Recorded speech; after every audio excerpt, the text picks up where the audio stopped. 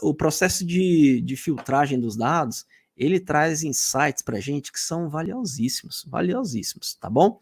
Antes de mais nada, deixa eu contextualizar aqui onde que a gente faz e por que que a gente faz esses filtros nos dados, tá bom?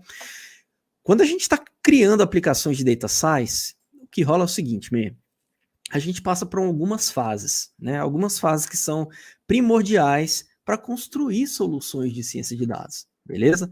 Então a gente tem algumas fases que elas são muito, mas muito importantes e que eu chamo de é tão importante que eu chamo do pipeline da ciência de dados, beleza?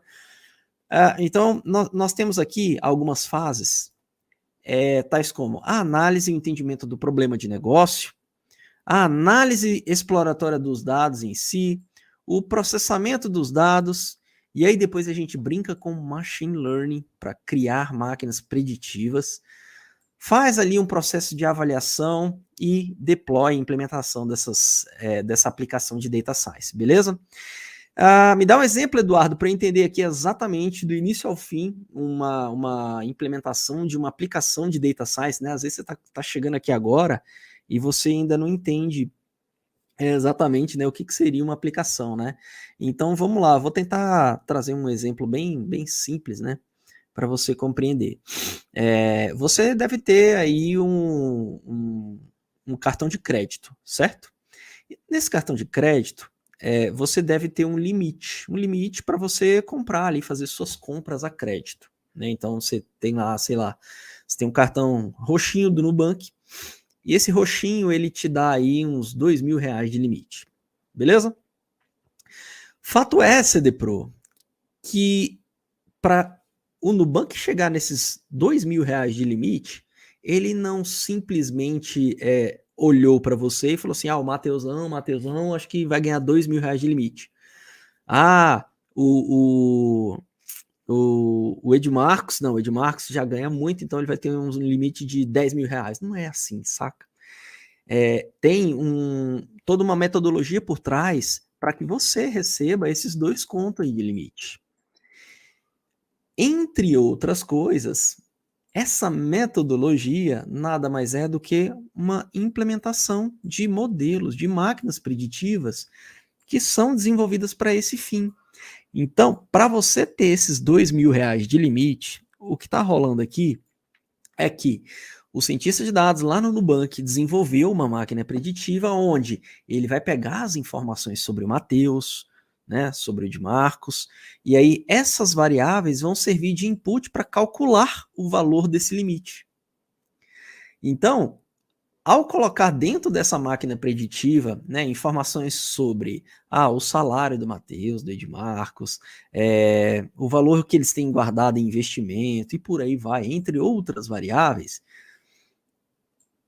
eles imputam o valor, né, dessas variáveis numa máquina preditiva e ela calcula ali de forma preditiva o valor desse limite, saca? Então, essa implementação que foi feita no Nubank para atribuir ali o valor do limite que você tem no roxinho aí, no cartão do Nubank, ele é uma aplicação que passou por todas essas fases aqui do pipeline da ciência de dados. Sacou? Então, assim, o que está rolando aqui é exatamente isso. O fato de você ter R$ 2.000, né? O que aconteceu? Partiu de um problema de negócio que o Nubank teve, foi o seguinte, a gente vai trabalhar com cartão? Beleza. Mas à medida que eu vou angariando cliente, como que eu vou atribuir um valor ideal para o cliente ter de limite no cartão? Opa, bingo, esse é o primeiro passo, é o problema de negócio. O Nubank precisa entender qual é o limite ideal para cada cliente.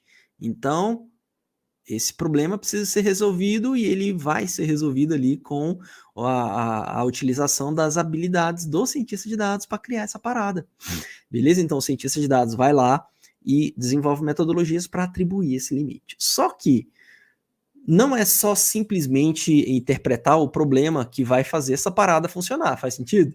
Então a gente vai precisar conhecer os dados que a gente tem de cada um dos clientes para fazer essa parada, e é aí que a gente entra aqui, na análise exploratória. Conhecer os dados, fazer a análise de cada uma das variáveis, né, compreender como que elas se correlacionam umas com as outras.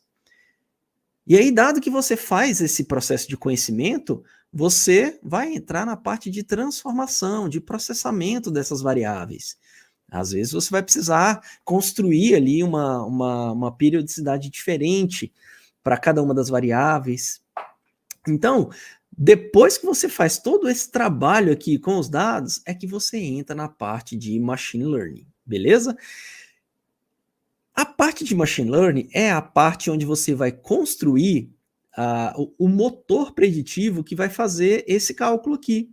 Existem algoritmos que faz esse cálculo aqui para você quando você o desenvolve com base nesses dados aqui anteriores, né? Então, todo esse processo aqui que está implementado em 6 etapas, eles são exatamente etapas, pecinhas de um quebra-cabeça, cujo a solução final é exatamente a atribuição do limite que você tem no cartão.